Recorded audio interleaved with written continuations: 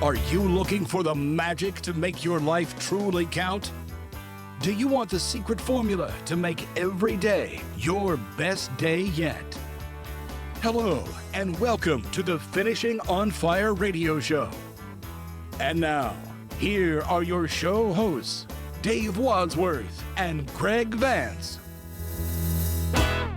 Hello and welcome, everyone. This is the Finishing on Fire radio show. This is a show where we provide clarity to make your life truly count, something we all want. And I am with my co-host, Greg Vance. Hello, Greg. Hello, Dave. We're constantly working on building clarity for ourselves, and hopefully we can help our listeners as well. That's a good point.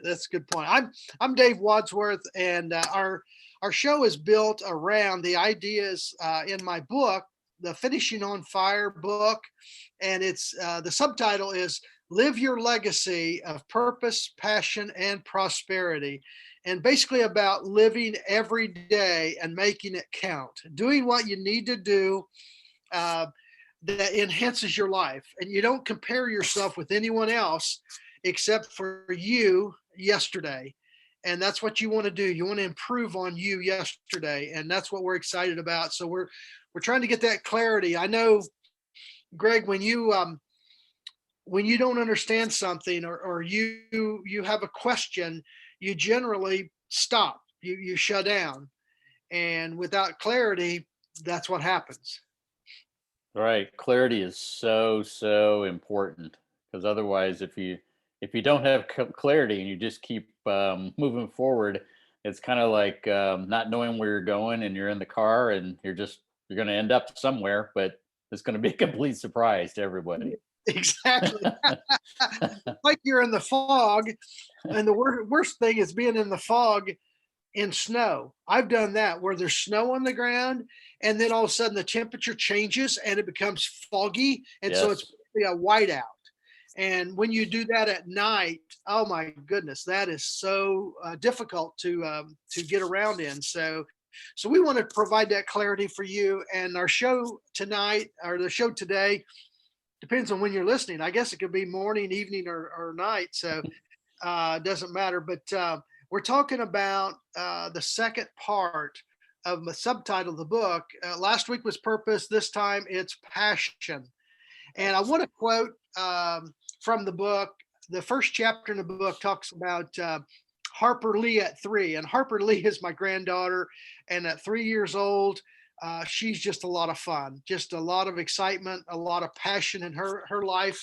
And I want to quote from the book here, and it says, passion. Boy, does little Harper live with passion. Her words, expressions, and actions are filled with passion. Sure, she exhibits ADD, that's attention deficit doing, but only because everyone and everything is filled with wonder, excitement, and the opportunities of enjoyment. Passion provides her with boatloads of energy to live the good life. Have you squelched your passion for life?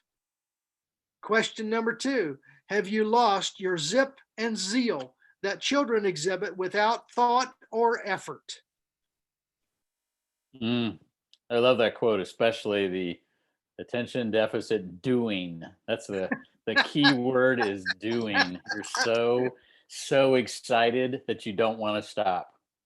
Oh yeah, you're right. You're exactly right. That reminds me, I'm going to go to a story real quick. I have to break in here. I was so excited. In my first book, it's called Living in the Ditch. One ditch, two boys, 3,000 adventures. And I mentioned this to you before about having crazy legs. And I remember the passion when I was a young boy, and my brother and I, we lived right next door to a ditch. I mean, it was 50 feet from our house, and we were in that ditch all the time. And we were catching frogs, turtles, snakes, fish, everything. And one day in the backyard was this huge snapping turtle. I mean, this thing was a monster. And I tell about this in the book. And I had my brother. We were circling around this big snapping turtle, and he was just snapping at us and hissing and carrying on. And we're like, Mm. "Wow, this dude's a beast!" And we were scared. So I told Doug, my brother, I says, "Here, you stay here and make sure he doesn't get away, and I'm going to run get Dad, who's in the front of the house in the front yard." And so I took off running, and I was running and skipping and jumping, and it was funny. I had what I call crazy legs. I couldn't contain my energy and my passion. I just had to get to Dad and get Dad, convinced to come back and see this monster, and it was so funny. And he was in the front yard doing something. He wasn't very interested in what I had to say. And I said, Dad, we get this huge turtle in the backyard. You got to come. You got to come. Oh, it's probably just an old snapper, And I'm like, oh, no, it's not snapper. Anything to get him back there. Finally, okay. I think he had a shovel or something. He said he put his tools down. He comes back there, and so I took off running, and I'm jumping and skipping and hopping and running all at the same time because you can't contain it. And I got back there to make sure my brother Doug still had all his fingers and toes, because Dad, if you know what a snapper can do, their jaws, they don't really have teeth. They have like razor sharp jaws. And if they reach out and bite you like a finger or something, they can just take a finger right off. Mm-hmm. I mean, they are powerful, and they're mad all the time. They have a really bad attitude, I think. but when I think of Harper, that brought that up. The attention deficit doing just the excitement of everything and enjoying every moment, everything you're doing. And that just brought to memory that time that snapper was back there. So you have to read the first book to Living in the Ditch. Check that out on Amazon and get that, because you'll really enjoy it. I have a lot of people, I've given it to several doctors, and they'll say, Dave, that just brings back so many memories, all the things that they had done. They had a pond or a ditch or some little body of water that they would play in as kids. And they remember the crawdads, building the little castles and the minnows, trying to catch the minnows and snakes and whatever. So it's kind of neat. It brings back a lot of memories for people, but passion is something that just children, they have it. And I just, my thinking is passion is just energy, and they have energy and bundles of it. So yeah. What I love about that story you just told there from your other book is that as you were describing that, it just gave me this word picture for the word exuberance. That you're so with that energy level, and you're just you're functioning on all cylinders. You're just high horsepower going at it. Yeah. Well, like you said, exuberance. When I think of that, I think of all your senses are heightened.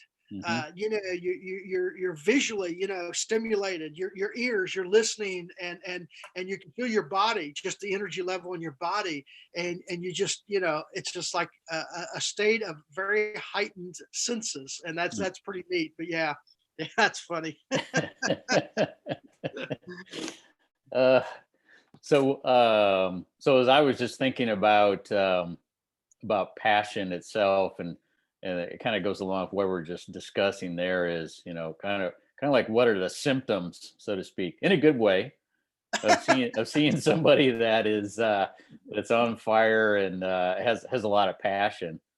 And some of the things that came to mind were, especially personally, if you're doing something that you're passionate about, usually the time just flies away. It seems like you've been there 10 minutes, but really you've been there 2 hours.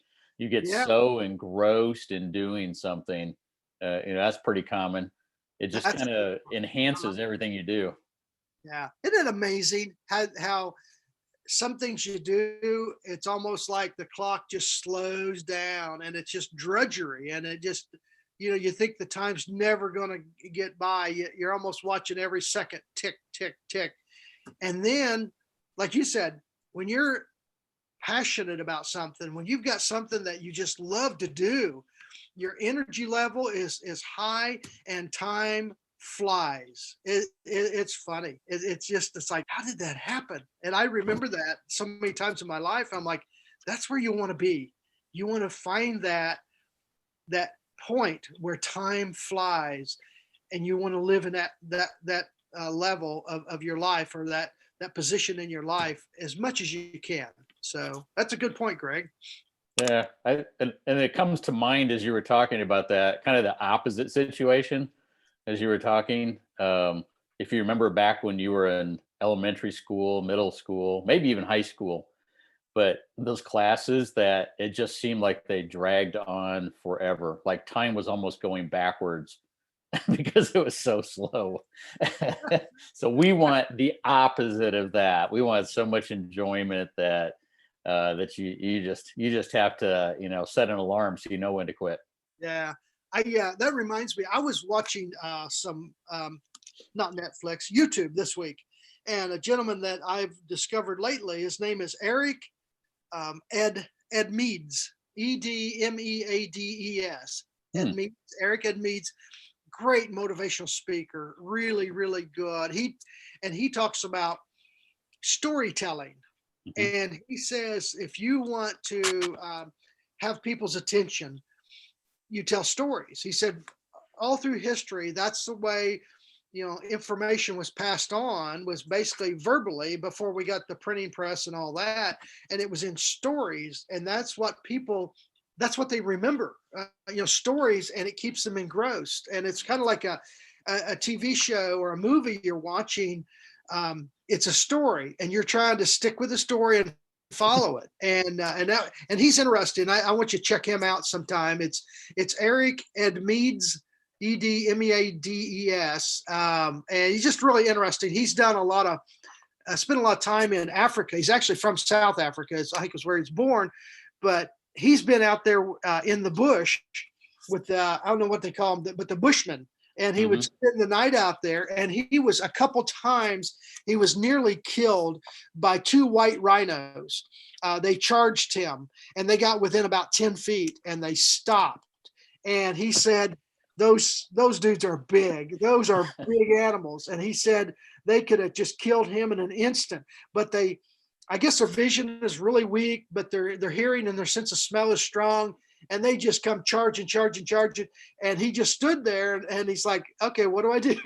And they got within like 10 feet, and they just stopped, and they kind of looked at him, and then they just turned around, went back into the bush. And it happened twice.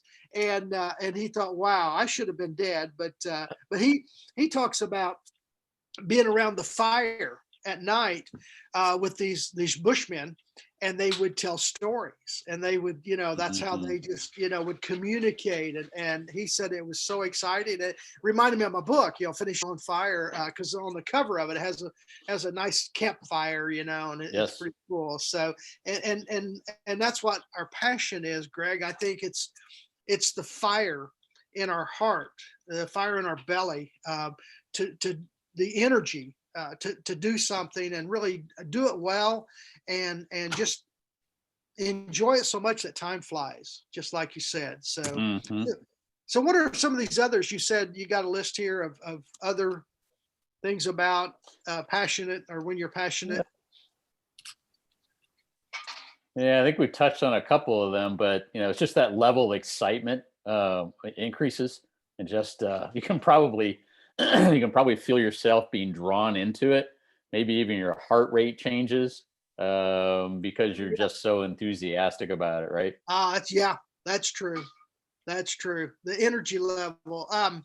Speaking of energy level, as I mentioned, Mel Robbins and the 5-second rule, she talks about going on stage, and I'll mention this a little bit later, about excitement energy and fear energy. And she said when she would go on stage, she'd have to tell herself that this energy inside her, this anxiety was excitement. It's not fear, it's excitement. So she'd have to kind of psych herself out, and then she'd go on stage and say, oh, it's excitement, and things like that. So you kind of play with yourself, but it's energy. No matter what it is, it's energy. Fear is energy. or excitement is energy, and we want you to be in that excitement energy zone, I guess. So yeah. Hmm.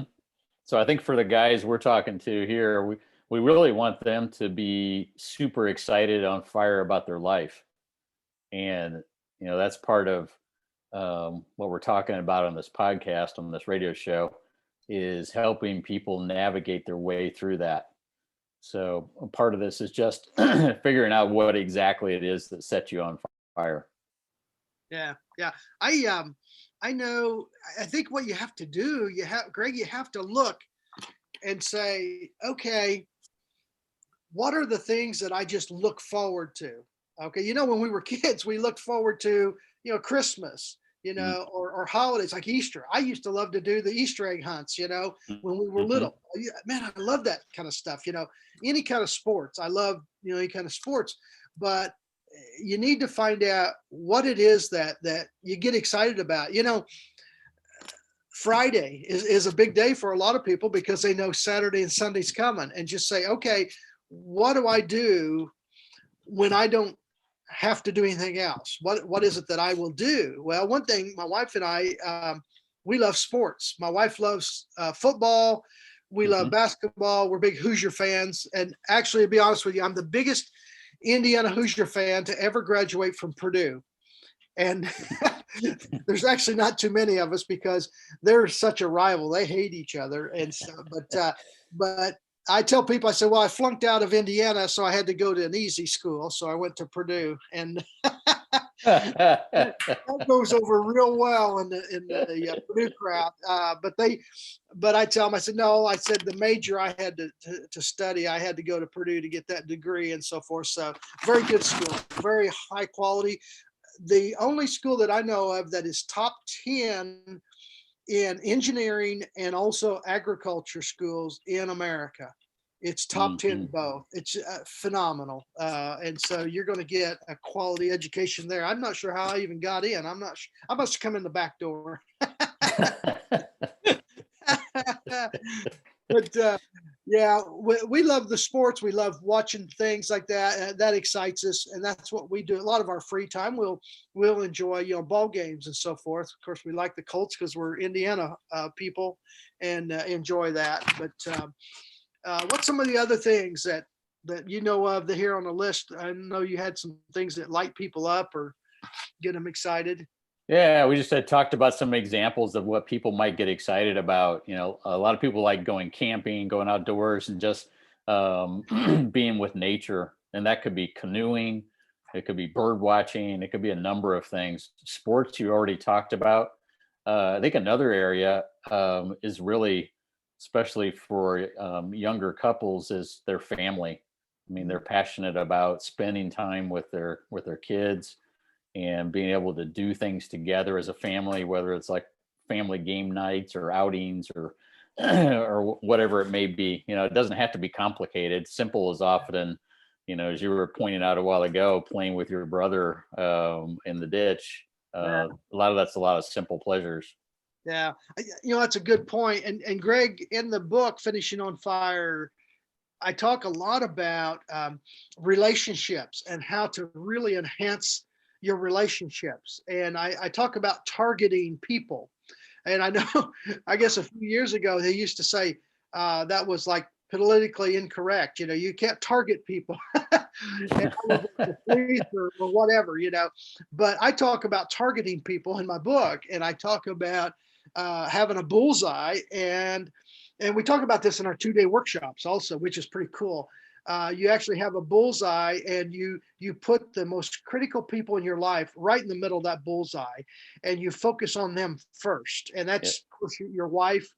Then you've got your children, and then you got your parents, and then each ring as you go outside in that from the bullseye, you have very important people in your life.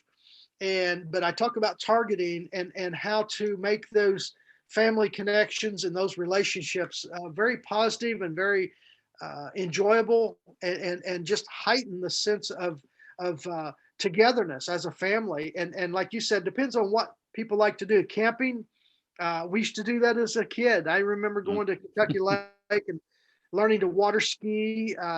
We had a little bitty boat. It had a motor on it. I don't know how it even pulled us up out of the water to ski, but it was amazing. Yeah, at the slalom ski, we had to actually um, get up on two skis a lot of times, and then we'd kick one off because to Yeah. slalom ski takes a lot of horsepower to pull you up, and we just didn't have it. We had the poor man's boat, and it had like a 50 horse Mercury engine on it. And it's like, wow, that was amazing. But Dad was patient. Oh my goodness, to spend the time with us. But those were great times of family bonding. Right. We camped in tents. I mean, these old canvas tents. It was like hot, hot, hot in the summer. And then, of course, once the kids, we all got out of the house when we graduated, Mom and Dad bought them a camper. And I'm like, what's up with that? We had to go all these years in these hot tents, and then we get out and you get a camper. And they're like, it's like, well, we couldn't afford a camper while we had you kids. Exactly. That's the exact answer.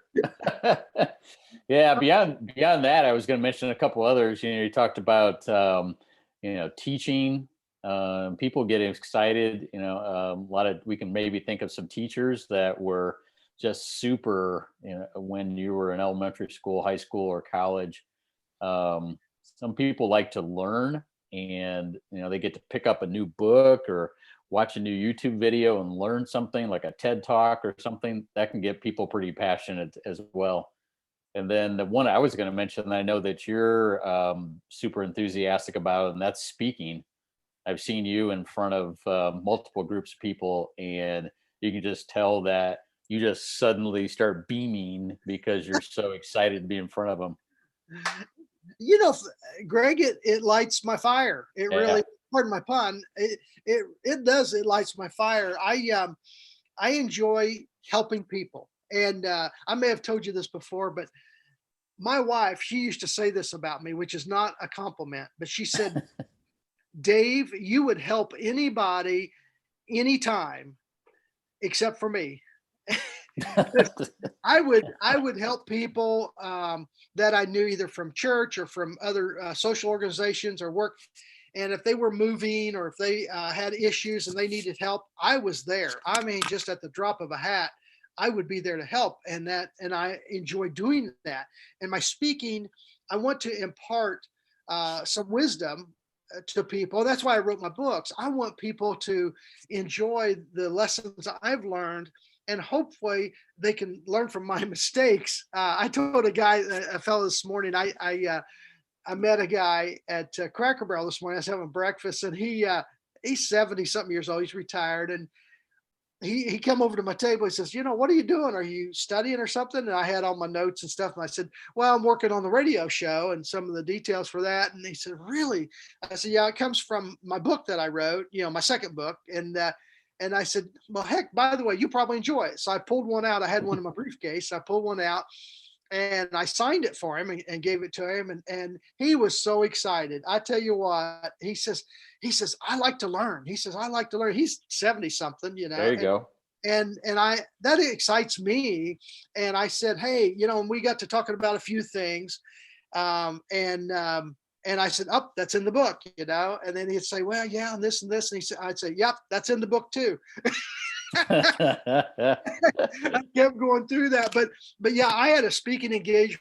It was a corporate engagement back here a few months ago. It was a sales training. They were having a 2-day sales event, and they were training, and they come from several states actually, and they came, and I was the keynote speaker to kick off their training session for 2 days, and that was so much fun. I just really enjoy that because basically, as a keynote speaker, when you start, you kind of set the tone for the meeting, and if you start it and do a good job, and so there's some pressure on you.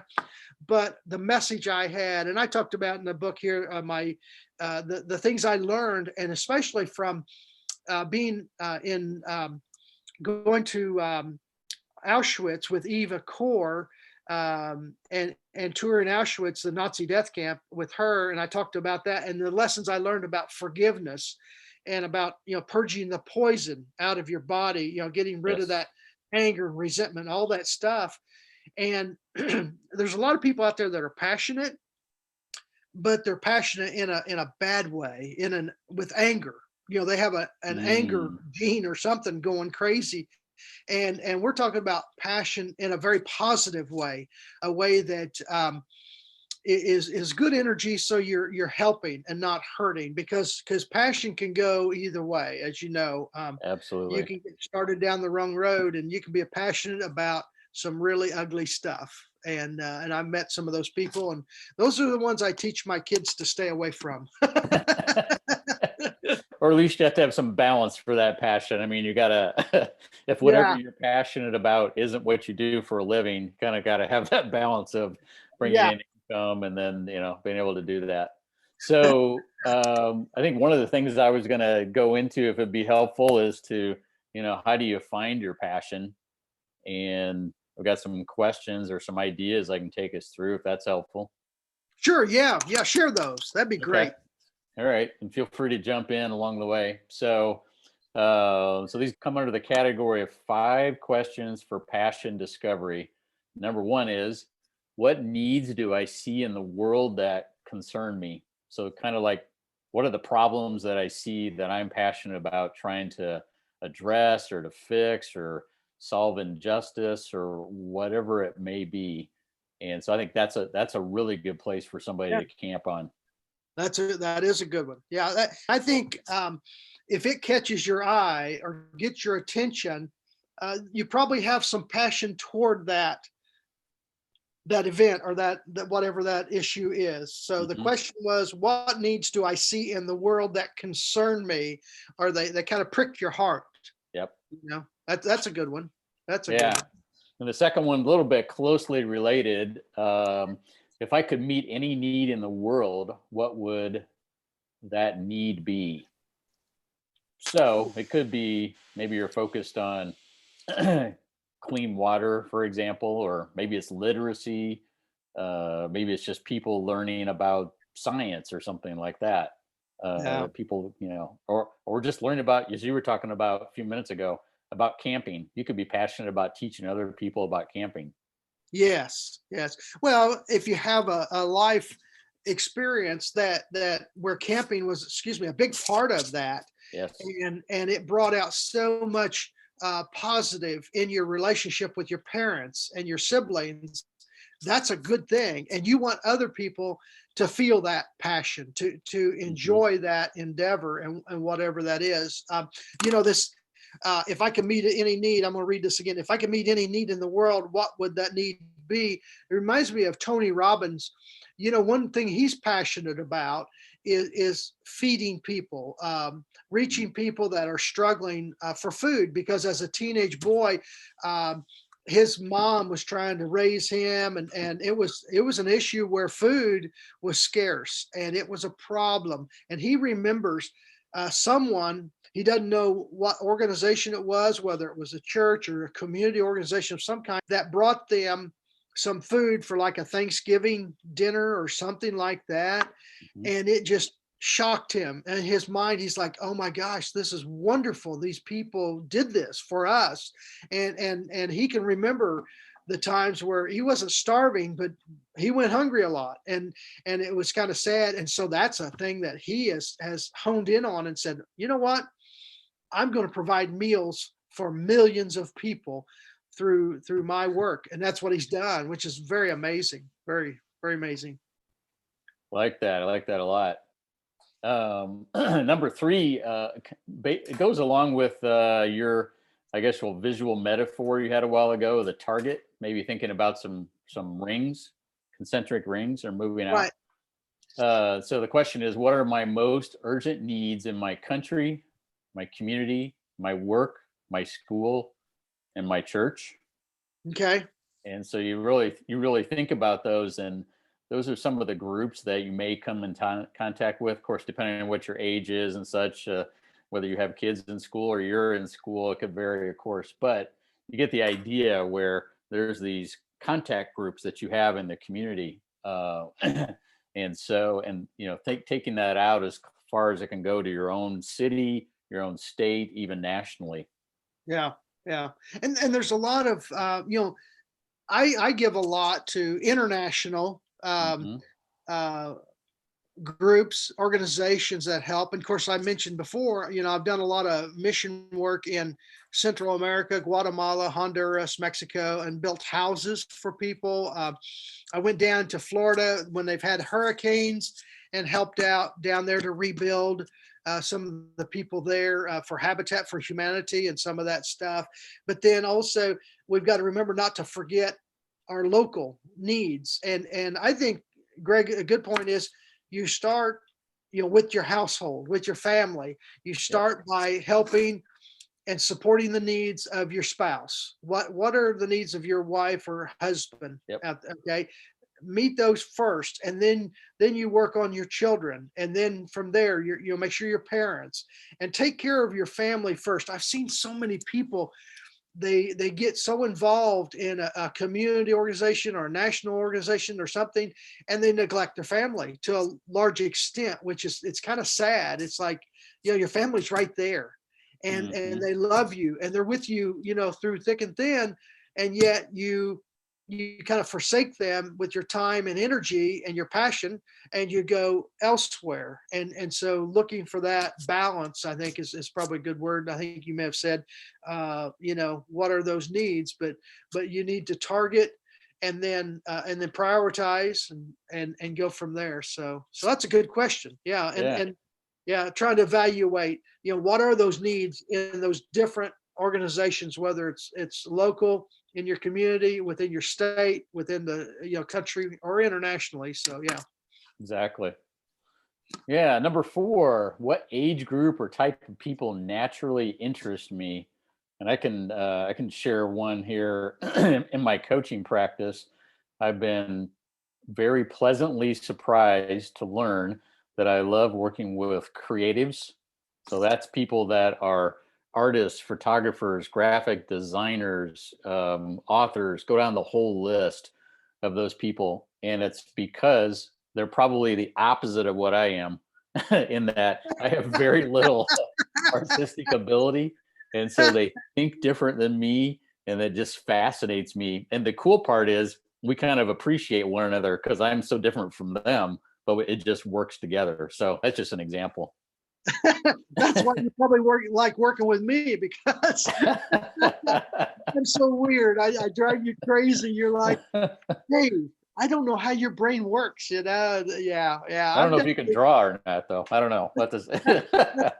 Well, I do stick figures, but I have that mind that's just constantly like Harper with her ADD. I remember that. I remember those times where, and I guess I still do it. My daughter Sarah, she's got the plague of this also. She says, "Dad, I got too many your genetics or genes in me," and she just ADD. She's just stimulated by so many things around her, and she just there's too much fun out there. Where do I start? And I Hmm. remember my son when he get up in the morning, and Adam, you say, "Good morning, Adam," and he's like, "Arr, arr, leave me alone." You go into Sarah's room and say, "Good morning, Sarah," and she's like me. It's like, "Hello, world. Where's the party?" Yeah, yeah, And I don't know if I told you the story. This is funny. Dan Miller, he's a friend of ours, both of ours. yeah. Great guy. 48 Days to the Work You Love and all that. He's been good buddies with Dave Ramsey forever, and just a super guy. He is extremely creative. I like the way he thinks. And I remember doing a one-on-one coaching session with Dan Miller. I'm down in his office. This is when he just moved to Florida. He was in Nashville, and I was down there sitting across from him at his desk, and I said, "Dan, I just wanted to tell you, I read this book. It's called Strength Finders 2.0." And I was going through all my strengths. I said my top five. I said communication, empathy, um, woo, which is winning others over, Yep. connectedness. And I go through my top five in communication, and he looks at me, he says, "Wow, you have no organizational." Yeah, I'm all over the place. So you can just see him looking at me like, you know, I'm thinking, I got a lot going on here. You know, I connect with people. I just love people. I love helping. And he's like, wow, you're just a mess. Yeah. You can just see it in his eyes, like, oh my gosh. Oh my gosh. He's very kind though. Dan is so kind. I think Joanne, his wife, has helped him a lot.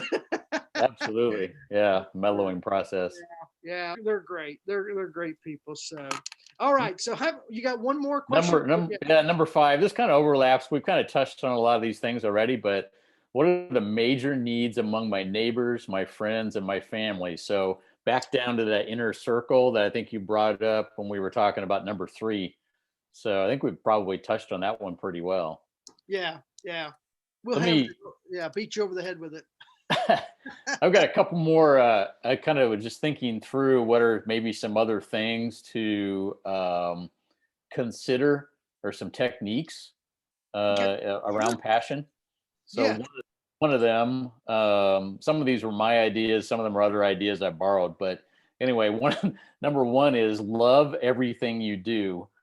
And so, but what's behind that is, really, whenever we do things, generally, we have a choice. And the choice is we can either quit doing that thing if it's not particularly enjoyable by either not doing it, delegating it to somebody else, paying for somebody else to do it on your behalf, hire somebody to do it, or decide that you really love it and go head first all the way into it. So that's a good technique, I think, that Oh yeah. maybe could really, help some people out. I don't know if you've ever seen that as well. Yeah, yeah. It's funny how you get involved in something, and as I get older, I keep trying to say, okay, am I going the right direction, or do I need to cut my losses and back out? I mean, Hmm. at what point do I just, do I just keep going? And I realized life is so short, and at my age, and at a lot of people's age, and this is the legacy part of it. I want to make every day count. I want Yes. it to really mean something. And I don't want to waste time doing things that I don't like. I don't want to do things that with people that I don't enjoy. If people are jerks or not nice people, I don't want to waste any time on them. I Right. don't have time for that. And so I'm constantly evaluating who I'm with. Robin Sharman, Sharman, not the toilet paper guy. Robin Karma. Sharma. Robin Yeah. Sharma. He's a funny guy, and he's written several books. I like those. But anyway, he talks about his son, and he says his son was eating a piece of bread or something, and he ate the middle out of it and left the crust, and Hmm. Robin says, son, aren't you going to eat the crust? He says, no, I just eat the good stuff. I just That's great. he's like, I don't have time for the bad stuff. And I've heard people say, you know what, eat dessert first. Uh-huh, So uh-huh. you can really enjoy it. You could just, eat the good stuff first, and then, then you fill up on the other. I think that's a good one. So That's a that's good good. one. Yeah. Yeah. Did All you have a right. good one through there? Yeah, here's another one is kind of look for trails through your life. And so that could be in current times or it could be in the past, but looking at, what books have you bought, that you're reading, what websites do you go to periodically, what music do you listen to, maybe even look at what you buy, go look at your credit card statements and see what you're spending money on. And of course, you might find out a lot of other things too that maybe you're a little too indulgent in some areas, but it can be an indicator of what really you're drawn towards. Oh, that's good. I never really thought about that. I see what you're saying. One of the chapters in the book, Finishing on Fire. Oh, and I need to say this. We forgot to say our website is finishingonfire.com. If you need to contact the show, get a hold of us, have questions, please contact us there, finishingonfire.com, and let us know what your questions or concerns are, or topics that you're interested in. Something maybe we've discussed before, but you need a Mhm. little more information about it, or you have an enjoyment. Maybe you have a group that you want to have a speaking engagement. You want me to come and speak, And also you may have an interest in our 2-day workshop where Greg and I take 12 men and we have 2 days and we go in depth, and it is amazing. The material we've got, it is life changing. It's amazing. And we are just really getting that up and going. We've got all the material and stuff. And then of course, COVID come through and put a halt to a lot of things, especially Yes. meetings, but it's 12. It's limited to 12 men, no more than 12. And it's a 2-day deal where we can really sit down and go through and point out some things. And it's life changing because what we've got, a lot of the ideas are in the book. Some of the ideas are not in the book, but it's something that you will absolutely say, wow, that was worth my time, because now it allowed me to focus in and find out where I really need to move, and make a new trail maybe, or stay Yeah. on the trail, that I've been going on. And in the book, I talk about I have a chapter, it's called like 18.3 is bigger than 1830 or something like that. I had 2 numbers. I can't remember. That's pretty sad, isn't it? But it's an equation. It's talking about living your life, and it's comparing looking through the rear view mirror versus looking through your windshield. Okay. So when you're Yes. driving, you've got a rear view mirror, and you need to look behind you. Okay. Because you need to constantly be monitoring some things back there, what's going on and so forth. But also your windshield is like 100 times the size of your rear view mirror. So you need to spend 100 times more time looking through your windshield, looking ahead, and not be looking behind you. You can't drive down the road looking in the rear view mirror all the time, but you got to have it there for safety reasons. And I think your trails analogy is really good.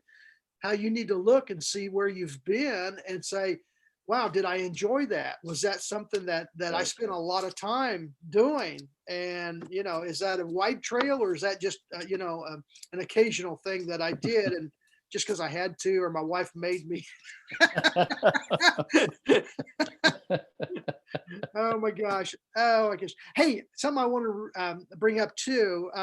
We talk about passion, and that's what we're about this episode. I was with Ray Edwards. I was a part of one of his masterminds, and out in Spokane, Washington. Ray Edwards is a fantastic copywriter. He's also good friends with everybody. Dan Miller, Dave Ramsey, Michael Hyatt, all those folks. And but I'm a part of Ray Edwards' mastermind. This was a 12-month deal. We went, and several of us, and we were in Spokane. I remember this like it was yesterday, but it was actually a year ago next week. And there's one of our colleagues in there. His name was Joe, and Joe said, "You know what?" He says, I'm just lazy. I think I'm just lazy, and I just not productive, and all this stuff." And Ray says, "Wait a minute, Joe." He says, "I know you, and I've seen what you can do." He says, "I don't think you're lazy." He said, he says, "I don't believe you're lazy. I wrote this down because I thought this is good. I don't believe you are lazy. You just need to find your passion. You need to discover what gives you energy." And I thought, that's exactly right. And because I've seen that in myself. There's been a lot of times where I feel like, I've told my wife, I said, Glenda, she's been with me 40 years. That's pretty amazing. But I've told her, I said, I'm kind of lazy. I just feel kind of lazy. And really it's not. I think it goes back to this quote from Ray Edwards, where he says, you just need to find what you're passionate about. You don't lack the energy, or you don't lack the desire.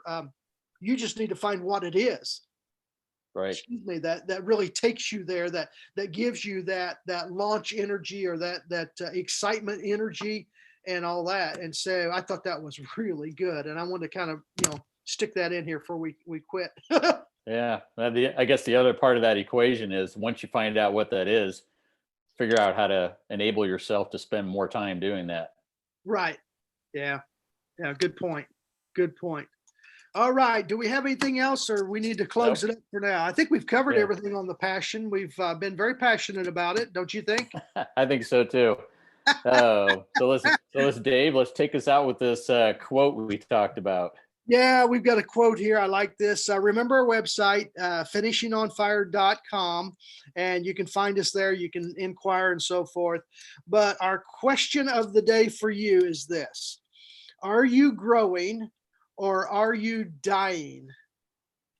Because you're not being static. You're not sitting still. You're either growing or you're dying. So ask yourself and be honest. Are you growing or are you dying? And men, it is your time. It is time to either fire up or fizzle out. And I think that'll do it for this week. Take care, and we will talk to you next week. Thank you very much, guys. Fire up or fizzle out. Thank you for listening to the Finishing on Fire radio show. Be sure to visit finishingonfire.com for more great content. Go light your world.